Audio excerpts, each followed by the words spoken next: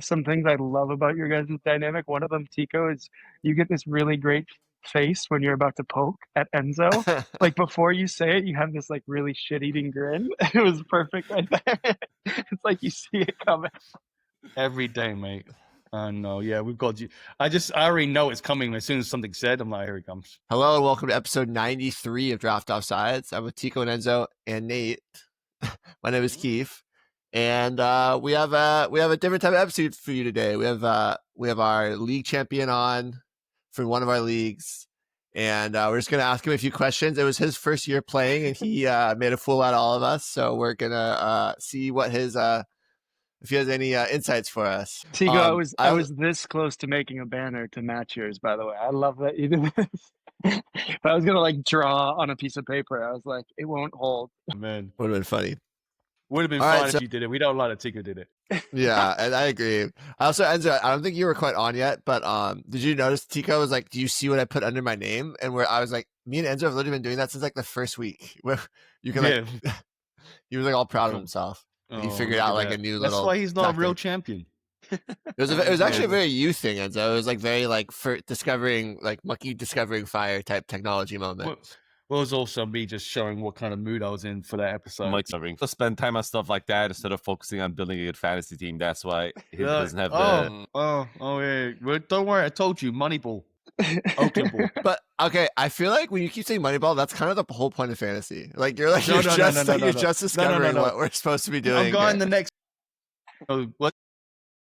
You're gonna be like, okay, whose wife has recently gotten pregnant? Yeah. Like, who's getting divorced? Because Pep would have won the league this year if he wasn't getting divorced. Just saying. And just going on Twitter and following every soccer player, following them on Instagram just to see what their personal, following the wives. Already done that.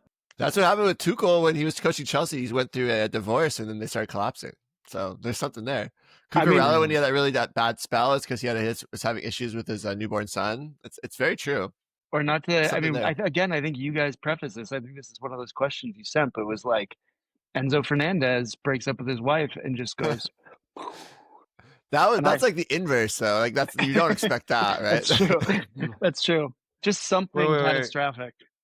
Well, I just realized, who's your team, Nate? Whoa, this is gonna be trouble. Real Sociedad. Just kidding. Okay. No, that's my fair. That is actually the team I prefer, but you can't I can't watch them. I can't get into it's hard because it's hard to get them. I don't have the Real Madrid, Stop beating around the bush, Nate. I think it's here. I think I wore this hat on purpose. Wow. Oh, God.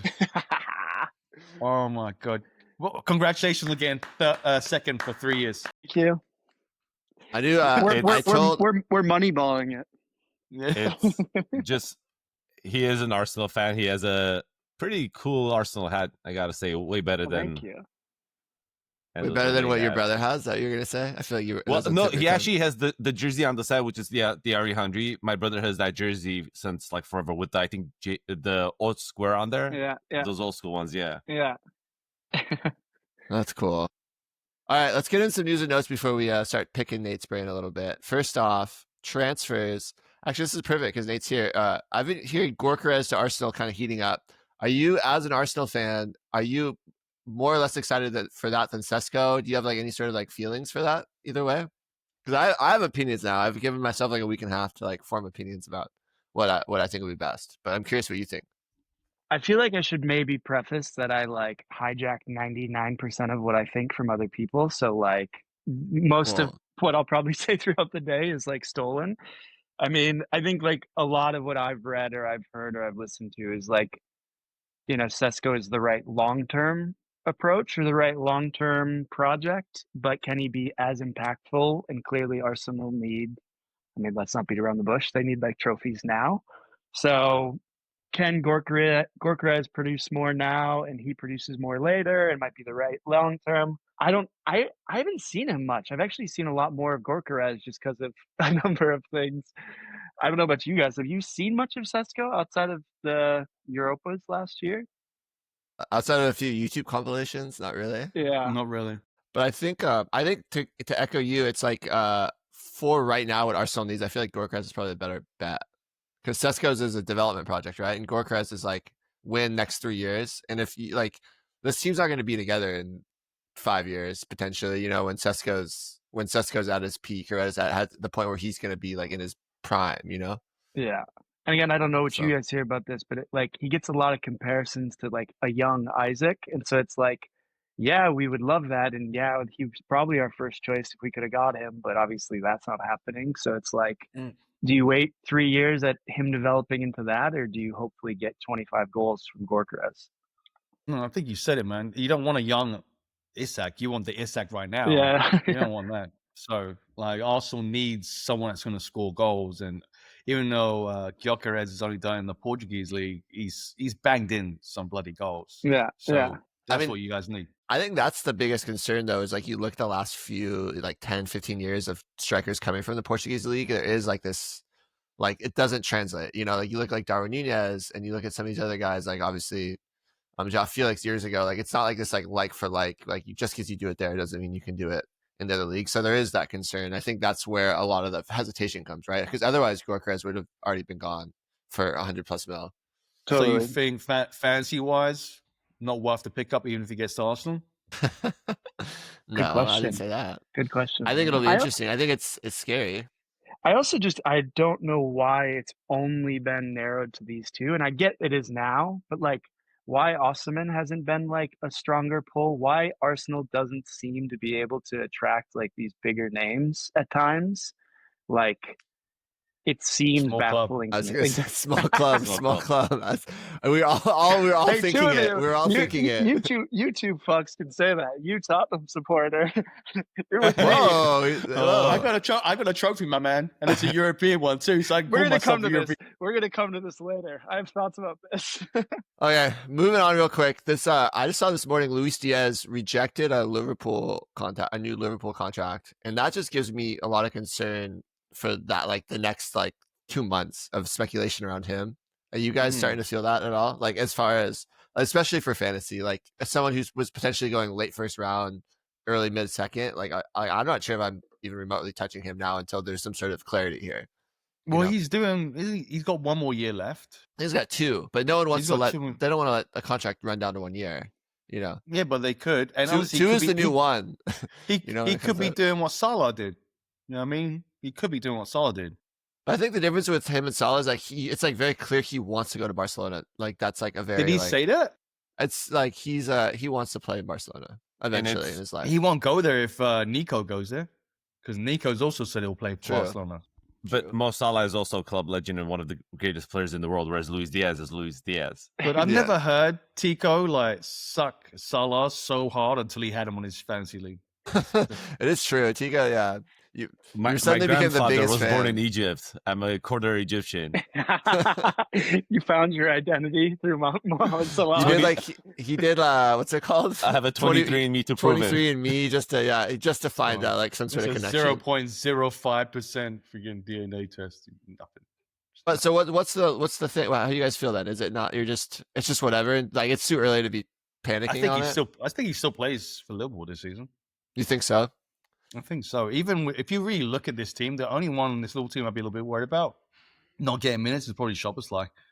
With what's his name coming in? Wirtz? Yeah, I'm still Wirtz. not convinced that they're going to play him that far back. I think he plays along the front line. Yeah. I just can't imagine them asking him to do a bunch of defensive work the way that Szoboszlai does in that Liverpool team. Szoboszlai does a lot for that team. I don't think Szoboszlai gets benched. Yeah, I was reading somebody said they might move into a diamond. So Gravenberch at the back, McAllister, Szoboszlai, and put Wirtz up top, and then let those two just go crazy. wingers Salah go. and Yeah. I know you're saying that. but also their it'll wing, be like, interesting. didn't they basically get 2 insanely fast wingbacks, or one's done and they're like in potentially another Kirkes? Wrapping up Yeah. with Kirkes, yeah. So it'll be the whole team could change. They could switch to a back 3, you know, and then have the wing backs. Yeah, it could be a whole different dynamic. They're gonna be scary good. Scary good. Especially with there was one rumor that it's like it's probably fake, and I shared it in our group chat, but it's that what was it that like Atletico is like talking about a swap deal with Nunez and Alvarez, potentially like cash plus money for Nunez, which would then it feels like that would like break the league if Alvarez went to Liverpool. Yeah. Yep.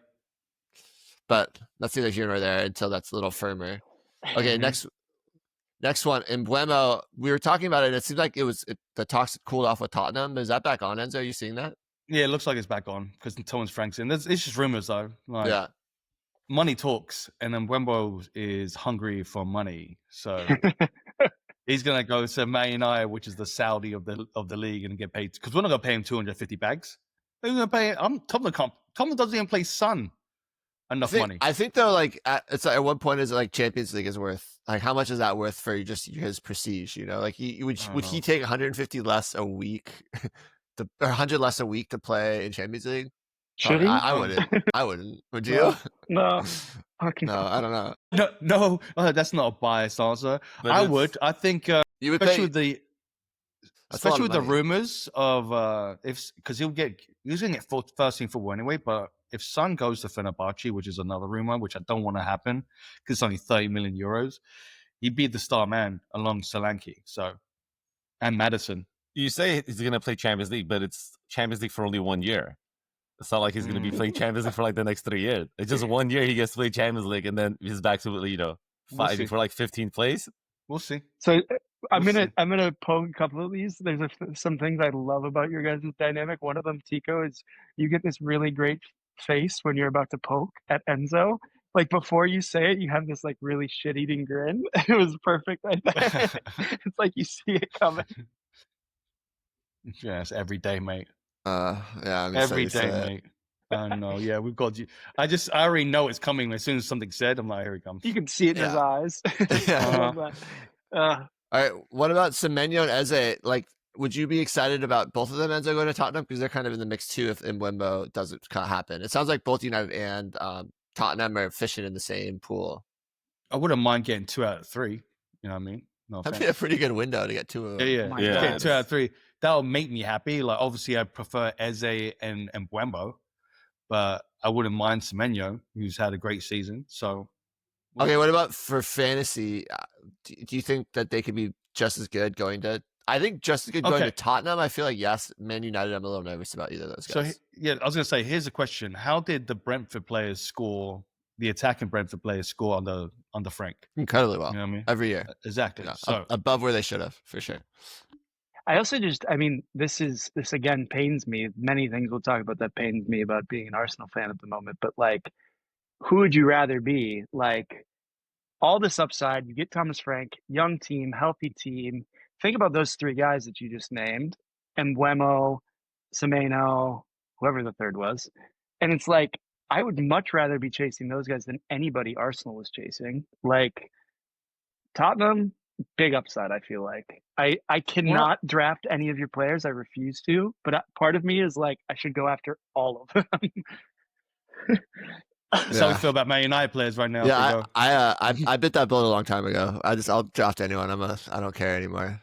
I can't have loyal club loyalties when it comes to fantasy. It's weird. I think my passion for disliking Tottenham is more than my passion for Arsenal. So it's like weird in that way. I know the feeling. I know the feeling. I had Havertz last season, then he fucked me, so I won't be fucking dropped. But not all season. He was good until he wasn't. God damn. All right, real quick, Club World Cup. Did anyone watch the game last night? I did. It was. Were you asleep? It's probably late for you. Yeah. Yeah. It was partially good football. Yeah, there were moments. 0-0? That was 0-0. But there was a penalty saved. I actually thought that the other team, that was Egyptian. They're the Egyptian champions. Yeah. They actually kind of dominated Inter Miami for like big chunks of that game. They had good passages of play. Perfectly honest. I honestly think that those games are going to be the most fun. Like not involving the European teams. Like the European team games, I think might not be as good. But like all those games where everyone suddenly like cares a lot, like like the Egyptian champions going in. Like today, Bayern Munich is playing a team that is literally like a semi-pro team from New Zealand. Like that's cool. That's I think there's cool, a dentist on there. Yeah, like the leading striker like works at like a tool shop. What the fuck? It's cool. I mean, it's kind of like a fun. It's one of those. Yeah, I think it's that's like a fun. Us going up and playing against Inter Miami. Saying, well, no, they still win their region. Like saying us would be like. Yeah, but what if we won our little league on the Sunday? Okay, then we'd be the best. We'd be the best team in like a mile radius. But that's what I'm saying. It's just as bad. It's just on a global scale. I think that they'll do better than you think against Bayern. I think it'll be like 4-0. I think if we played them, it would be like 30-0. I think in the first half. I think we get a goal. I don't think we get at least one. Just against Bayern Munich. Yeah, I don't we think don't even get brother, we don't even get a shot on target. Not even a shot. Not even on target. We don't even get a shot. If we gathered all our old teammates, Renzo, don't do that. This is the losing conversation. If you got it into their half, I think that's a win. Yeah, and we do Big Sam football. Big Sam. If we get our team in this magic 8 ball, whatever, that all of us are in our prime, physical prime, and we're playing together. I was a specimen. We don't get a shot on target. We don't get a shot off. It's like the gaps are so big. No. The gaps are so big. You put Frankie. Okay, we're not. Don't do this. Okay. You started literally horrible conversation. No, you started. Keefe, a couple of rumors I saw. So Fabrizio retweeted today that Garnacho is prioritizing staying in the Premier League. Not sure if it means anything. Apparently, move to Bayer Leverkusen is going to be very difficult, so he wants to stay in the Premier League. The other one is, I think last week I mentioned that Real Madrid are not done with the signings, and the two names that I heard today in the morning is Konate from Liverpool. Okay. Oh, Konate. Okay. From Liverpool, and then the other one Impact Slate is Mazlou Skelly from Arsenal. Those are the two players. Is that real? Are you just saying that? Feels like you're just giving Nate the shit right now. I heard that is too, it actually. a poke? Yeah. Really? It's real. I've heard that too, actually. That would suck, huh? That would suck. Because we do need a left back, so. I'm sorry. Why do I get enjoyment out of? I don't know. No, I guess they weren't they saying there were complications because they were trying to redo him and Nonware's deal, and there's been complications in getting it done. Of course, that to me is like want to pay him. Growing like, but I feel like it's a little too early to be going to a club like that for like a Luis Skelly or something. It just feels like an odd decision. I also, not to get in a massive tangent, but I'm also sort of curious how often like these clubs like play the media game or the PR game just to like reel somebody else in from their other stuff. Oh, we got to go close this thing. Or maybe they're just better at it, but as a fan, I'm like, just like hyperbolic. No, 100%. I think the Garnacho news is actually interesting. I like because there's a lot of teams where I feel like he would all of a sudden become like a pretty big fantasy asset too. Brighton. Well, he would never go to Brighton, but yes, Brighton.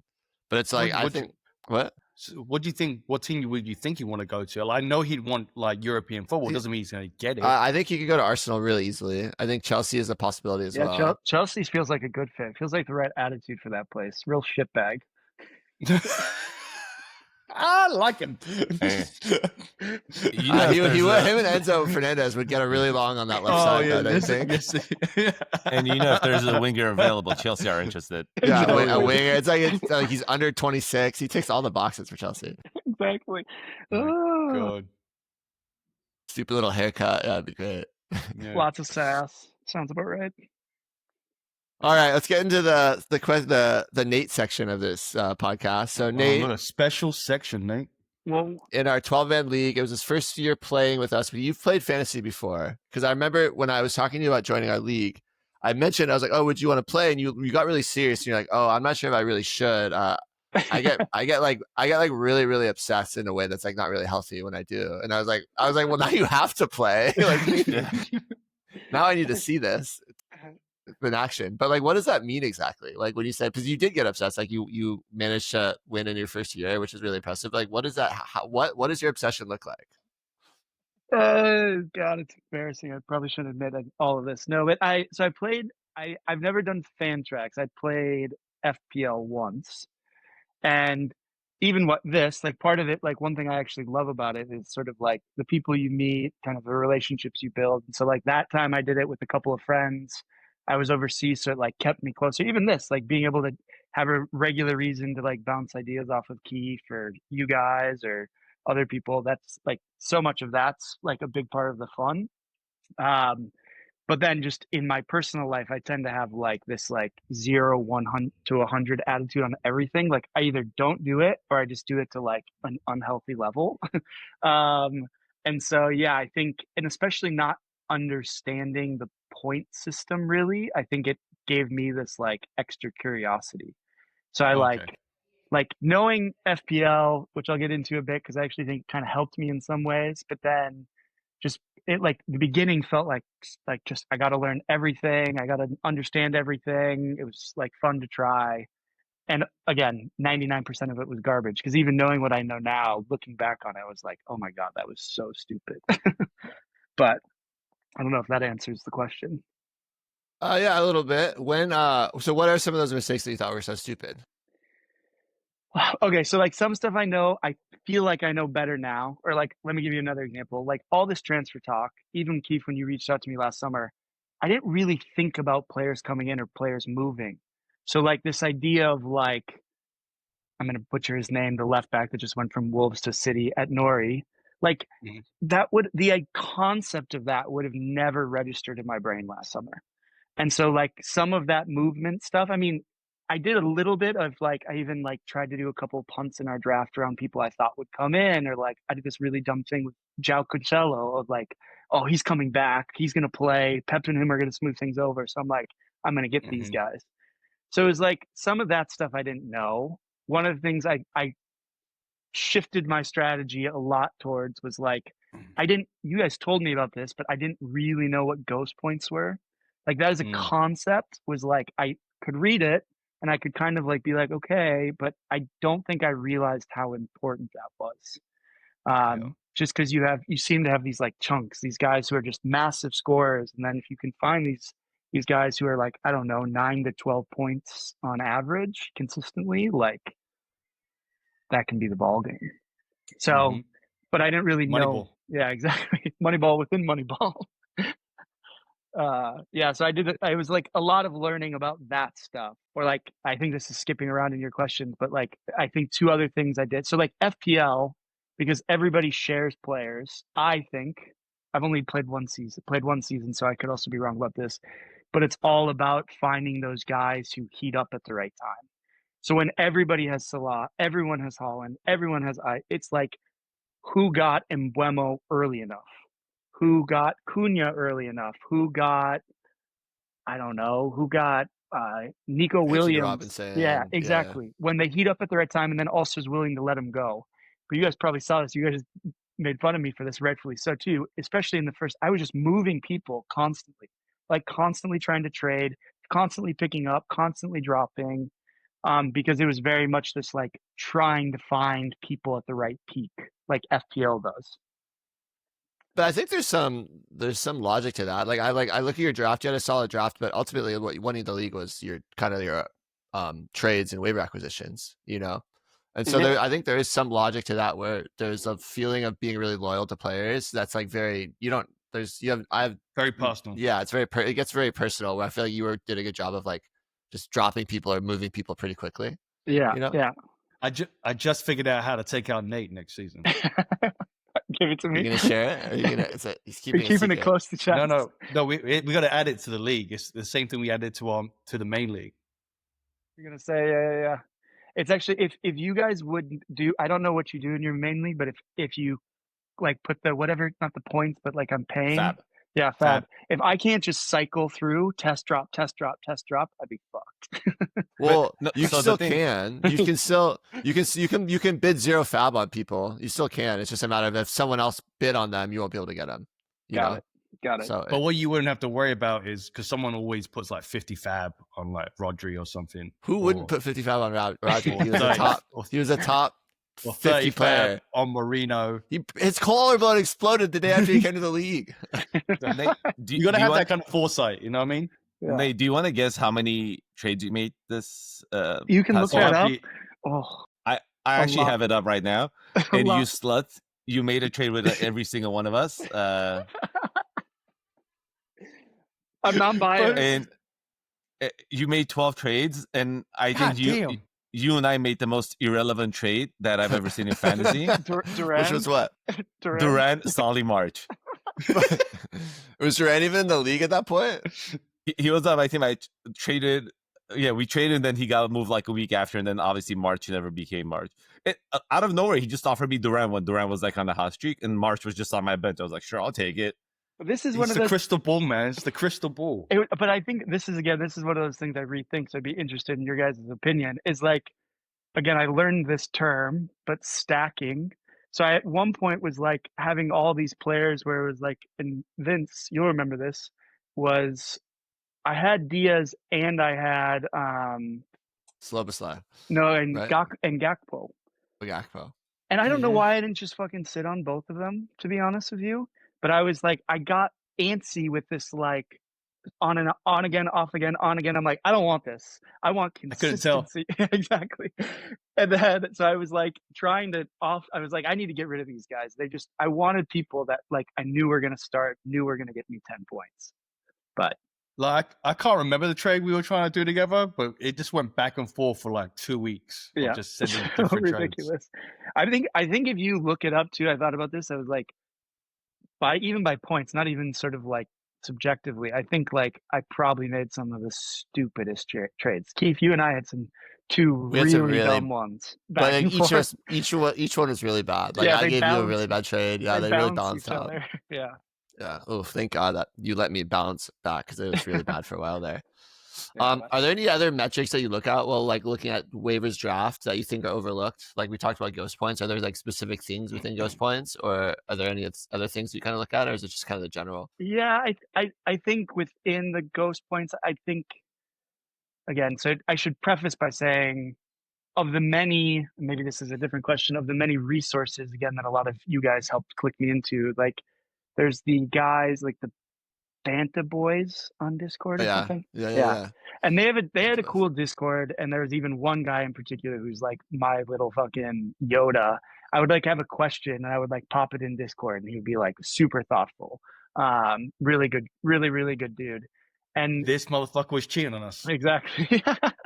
But he had this term, I guess it's the normal term, but he would talk about again these purple patches, finding these. And so I think back to your point, if you really narrow into those metrics, they're not only ghost points, but they had like trend, like the equivalent of like a ghost point trend. I think those were nice because it was sort of my sort of theory, I guess, was like have 8 solid guys and then try and get as many of these right timed purple patches. And when you start seeing those trends a couple of weeks back to back, that's when I personally would be like, okay, I'm willing to take a bet. One guy I think is dropping, one's going up. Sometimes that blew up in my face, candidly, but so that trend side of it is something I looked for a lot. Yeah, I think that's really smart. I think that's super interesting. I think that's something we all kind of speak to for sure. But I think just as hard as identifying when to drop someone. You know? Yeah, and Yeah, a couple of times I made some or traded some dumb ones. I traded Damsgaard like halfway through the season. Luckily got him back somehow in a ridiculous trade.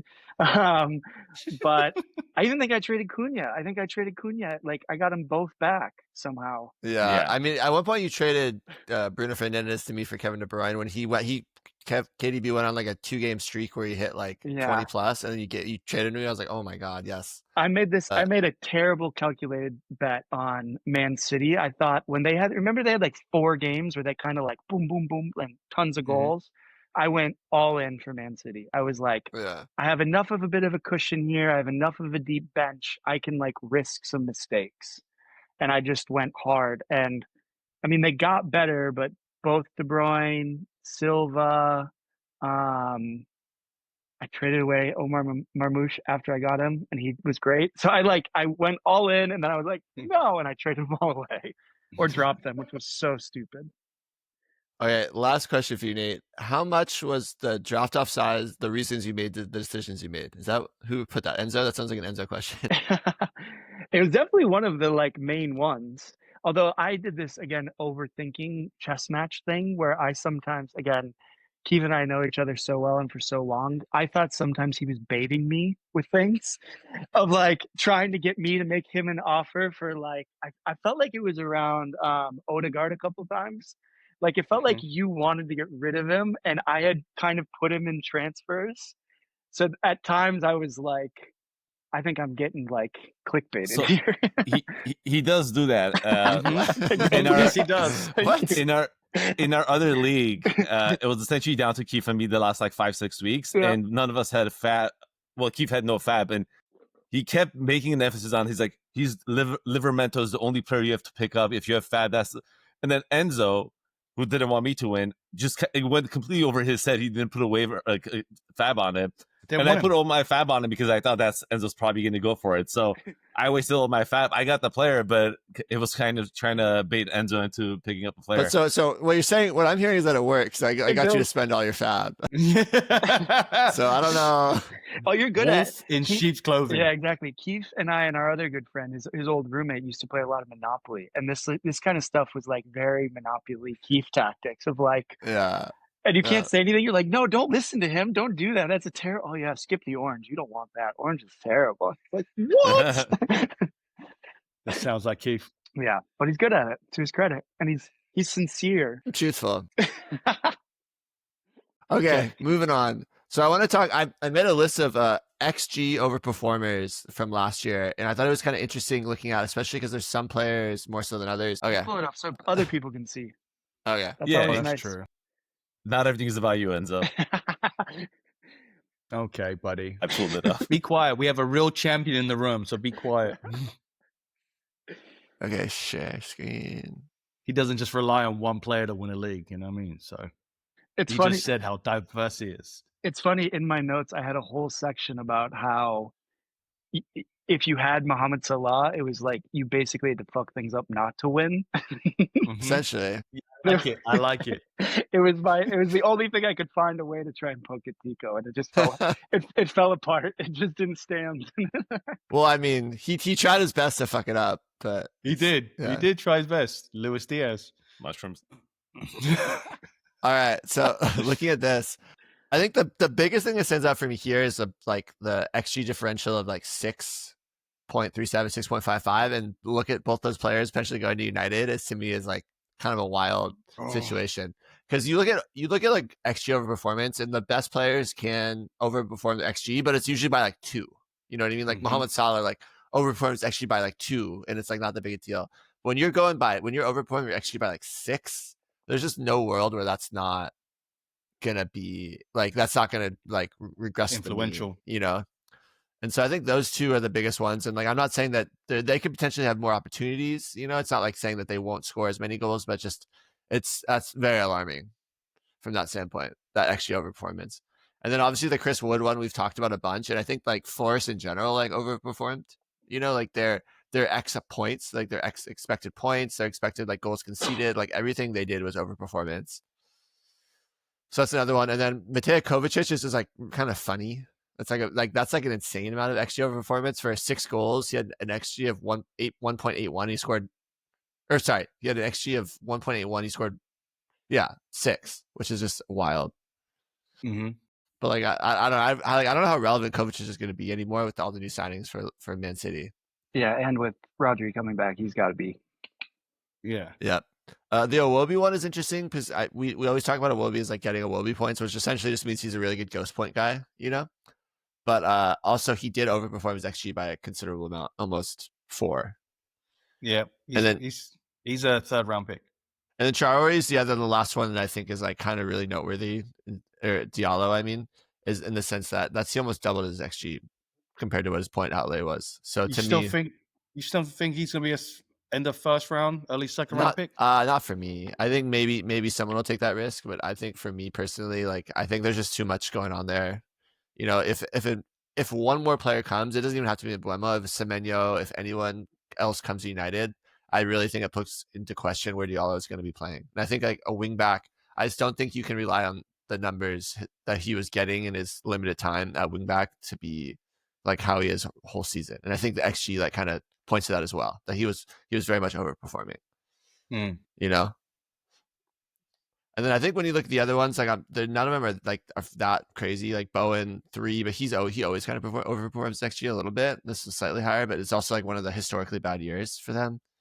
Madison, you know, I think Madison is still valid, seeing that he didn't play as much last season, and like I think he could be one of the ones that could break out next season under Thomas Frank. And that's not me being biased as a Tottenham fan. It's me being like tactical wise, Frank will work better with Madison as a ball creator. Like he'll create more goals.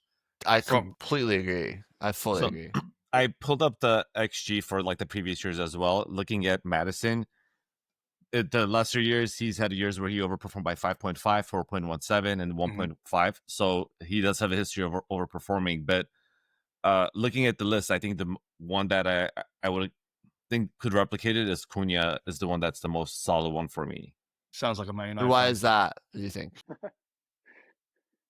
No, it's the Brazil bias, not the Man U. Oh, sorry, yeah, one of them. Yeah, Just to be clear. Choose your biases.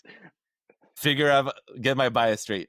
Just because I think we talked about this as well. Last year he overperformed his XG as well, right? Or like the last 2 or 3 years. So it's one of those where, like you said, great players always overperform it. Maybe not by this much, but also he should be on a more talented team. I guarantee he'll go on a 5-match ban at some point because he is so fucking pissed off at United. He's gonna kick a ball at like fucking a referee. Or some I feel shit. the same way, but like you don't know who the target of it's going to be. And I think I said this: like, is he going to be mad at Amram? Is he going to be mad at his own players? Is he going to be mad at the ref? Is he going to get mad at like opposing teams' players? You just never know. Well, Garnacho's gone, so at least you know it might not happen. Exactly. That would have been a good one, the Argentinian-Brazilian rivalry, and now on the same side now. Mm-hmm. That would have been nice. I agree. This again, there's so many of these examples where I think Tottenham's going to be scary. I think James Maddison could be so good under Thomas Frank, like you were saying. Could be. I so fully good. agree too. I'm so in that same camp. I also think that like we just don't. You forget how good he was 2 years ago. You know, like the reason he was drafted early second round was because he was great, and then he had that injury, and even that injury put him further like higher up than he should have been. Like like further back. Yeah, like, he probably would have been a first round pick if he was healthy all season last year. So, and then there's again, I think this makes sense, but like I can never pronounce his name. What's your ex-coach's name now? Ange. Let's go with Ange. He made those claims like at the beginning of the year, which I think makes sense. Is like when they were that far down in the league, they were going to focus on Europa League, and I think Maddison was one of the guys you saw. Right? He just was like. He was trying to keep him more healthy, out of more league games, focusing him more in Europa. Like, he could be so scary next year. Ugh, I hate that. I hate that for me. All right, next thing I want to talk about some big drop-off players. So players that were in the top 25 and 23, 24, went fairly high in drafts, and then had a dramatic drop-off 24, 25, or even not even that dramatic, just fell out of the top 25. And so I compiled a list here, and I'm going to go through, and then I want you guys to kind of tell me who you think has the best chance of returning to the top 25. So Phil Foden, who was drafted in the first, second round, he ended up finishing 48th overall. Then we have Odegaard, who is first rounder, ended up finishing 32nd overall. Son, again, like late first rounder, finished 48th overall. Gordon, like right on the turn, the 1-2 turn, was finished 57th. Bruno Guimaraes, 49th overall. Solanke, 130th. Declan Rice, 46th. Kai Havertz, 135th. James Ward-Prowse, who was going in the second or third, ended up finishing 239th overall. Enzo's shaking his head. Mohamed Kudus, finishing 86th overall, which was another one that was like, what, second round, third round? Mm-hmm. Watkins, not that bad. Went in the first round, but he finished 29th. Still disappointment for first round value, right? Tarkowski, 31st overall. And then Rodri, 493rd overall. Because of injury, though. What was the question? Who will go back into the 25? Yeah, who from this list of guys who were kind of like quote unquote busts, who do you think has the best chance to kind of regain their kind of elite status? If you're gonna go off, I know you guys have mentioned Foden. I think that's a great shout, but you also look at the players Man City brought in. That's what I'd be worried about with Foden. If I was gonna say one player from here, and I hate to say it, if they get a number 6 play, which they have, Rice will have another season like he did 2 years ago. We all thought you were going Odegaard. Odegaard, yeah. All of us thought you were going Odegaard. No, Odegaard's done. I think Rice is the main guy for me. Rice, baby. That's my boy. That's my England bias. Okay, so this is interesting. So you think that Rice is going to score in the top, like, because Rice was what? He finished like mid, like in 23-24 was like a top 15 player. Mm-hmm. And then he jumped down to 46. Look, his corners are amazing. Fucking, what's his name? The center back, Magalhães. He'll be back. So that's another big target from his corners. I think he's going to start taking free kick now after doing those 2 worldies against Real Madrid. Right, Tico? Remember those? Necessary comment. Okay.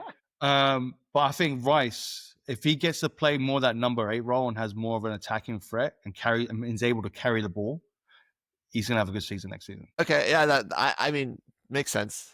I know it makes sense. Yeah, I don't hate it, but I also think Odegaard is up there too as someone you can talk about. Does anyone have any faith in Son? Are we everyone off the Son train as far as like, do you think it's a declining? Is it a sailing ship? And it's just a matter of if he stays, and if he does, how, and then it's a question of how far does he slide? Like, how far does he decline? What? Like, would you risk a second rounder on him? I personally would not. If I would, maybe if it was like the end of the second round, I think is where I'd be okay with him. I'd be okay with him at the end of the because at the end of the day, he finished with like 12 plus points per start. Mm-hmm. He had like, this was a bad season under like a historically bad team, and it still wasn't that bad. Thanks. You know. Okay. Thanks, Keith. That's true. He was on a bad team. It's true. Historically bad. Okay. I mean, was it not historically bad in the Premier League? In the Premier League, it was historically bad. I know you won a trophy, but in the Premier League, it was historic. That's a big sigh. Okay. Why is there no fucking Chelsea players on here? Because we don't drop off the way you guys do. No one underperformed. No one underperformed? No one really overperformed to then underperform. Because you have to think about 23-24, we finished 12th. So like no one was finishing top 25 in that really. That then underperformed. Cole Palmer. Well, yeah, but he didn't. Yeah, I think the safest bet is Tarkowski, and he would have finished top 25 if he hadn't gotten injured. He missed the last 5-6 games. True. And yep. And you remember how bad of a start Everton had? They let in like a trillion. That is true goals. as well. Yeah, those are both really good points. I think that is fair. What do we think about like Mohamed Kudus as someone that like had such a good season, like a good season and a half, and then I think everyone was really primed for him to have such a good year, and then it's just really disappointing. But I think it also has to do with the trajectory West Ham has been the last couple of years. I feel like coming into last year they had like some high hopes, but didn't pan out, and then this year they were pretty bad as well, not consistent. So I think it's the team. So to me, like let's say like him or Anthony Gordon, right? Who also was injured this year, but the previous year he had a very double, 11 and 10. I'd rather take Anthony Gordon, and I think in the draft they're probably going to be pretty similar where they get drafted. I think Gordon goes way ahead of Kudus. Yeah, and way ahead? Yeah. After last season. But it's all about if Potter can get it sorted out and line that ship up. I think what you're saying is that like Kudus isn't good on his own as much, like he needs to almost be in a team that's good, like certain players can like a Bruno Fernandes that's going to drag a team with him and generate points and be a good player, where I don't know if Kudus is at that level where he can. But the team didn't really change much in the last 2 years. Yeah, they added a bunch of players, but those players didn't even start. Talking about West Ham, yeah, but they definitely were worse. Like even if the team didn't change, they definitely didn't. They didn't they stayed still and everyone else moved. So you think it was more of a solo performance from Kudus, like his performances individually, that he needs a team around him to help create? I mean, I'm curious. I don't know. I think we'll see another year and see what happens. But there's definitely some of that going on, right? Because he clearly West Ham were better, or like it might just be a system thing too. Like David Moyes knew how to get the most out of Kudus, and you see that time and time again with David Moyes that he can kind of get a ring out of a player.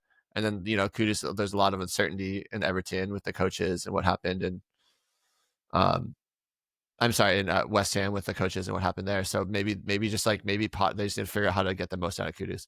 Do you think he stays? Yeah. Do you think he stays? That's the other question too. I've heard rumors. Mm-hmm. I mean, me too. Like what? Where are you guys hearing? I thought it was in Spain. Was it Atletico or something like that? Atletico. I heard maybe Chelsea. Winger, yeah. I heard maybe Arsenal too. That was a dig. We're in for a lot of the same guys because we're both short in that same left wing position. Yeah, exactly. Yeah. Well, wasn't that one of the thoughts? Was he was sort of out positioned most of this year? It's just also he seems at times like demotivated, like which I don't love. to see. I think that like with the best foil to him too is you look like Jared Bowen, who like plays out of position all the time and still like does his job and is like he's like the most like professional ever. Like no matter where he's playing, what he's doing, his numbers are so incredibly consistent. And he's not the best, but he's really solid. Where I think Kudus like yeah, without like being put in the right position to succeed, clearly didn't like thrive. You know. Yeah. So I think that's concerning. I think if he went somewhere where he was motivated, he had to like push every game in and game out, it'd be pretty fun to watch. I agree. And I think, and that's kind of how it felt when he first showed up too, right? Yeah. Mm-hmm. You know, like he was just like, clearly he was trying. And I feel like, yeah, like Nate, to your point, like I feel like he's lost that a little bit. Like he's lost like the joy. Yeah. You know? All right. Now I want to just go through from the current list of top 25 players, who has the greatest chance to drop off and become one of these guys that like falls down the pecking order. So I picked some names out. I'm curious what you guys think. I picked out like Anthony Semenyo as one potential, Alex Iwobi as another, Nathan Collins, Chris Wood, Johan Wissa, Anthony Robinson, and then I don't know, Eberechi Eze maybe adding Europe to the calendar. Okay. Are there any names there that you like? Who of that list you guys feel like has the most potential to be one of these players that was top 25 then falls out of that kind of coveted grouping? Wood is the obvious one. Yeah, I think so. Yeah, and especially again, not to lean into this ghost points idea, but he's just so goal dependent, whereas everyone else is like pretty well rounded. So goal dependent, and then also overperformed his XG by 4, almost 5. You know, so. Are they getting picked apart too? Are Forest going to like lose everybody like Brentford is being talked about, or not necessarily?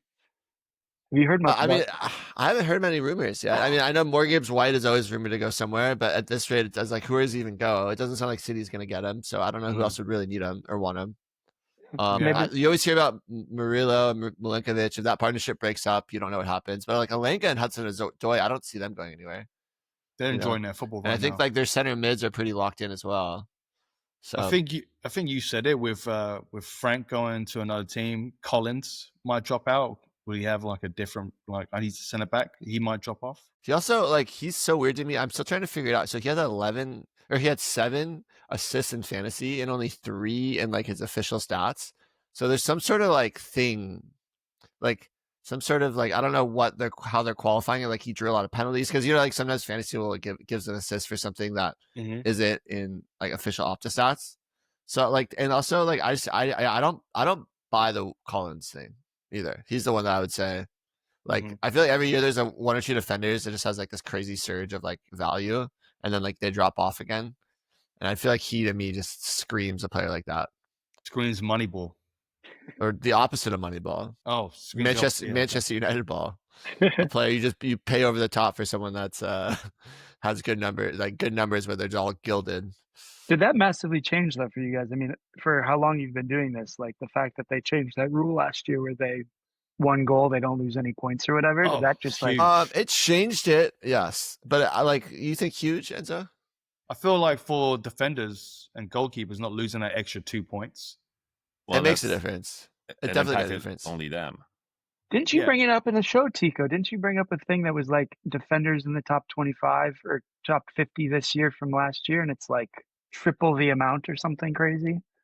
It has helped a lot because especially like it's not going to impact like Manchester City defenders. It's not going to impact Liverpool defenders that much. But middle of the pack teams, like for example, like Fulham, I think Anthony Robinson putting up the numbers that he did this year, probably a lot of it is they probably gave up a lot of 1 goal and the -2 points you don't get it, and that's pretty huge. So the average goes up a lot.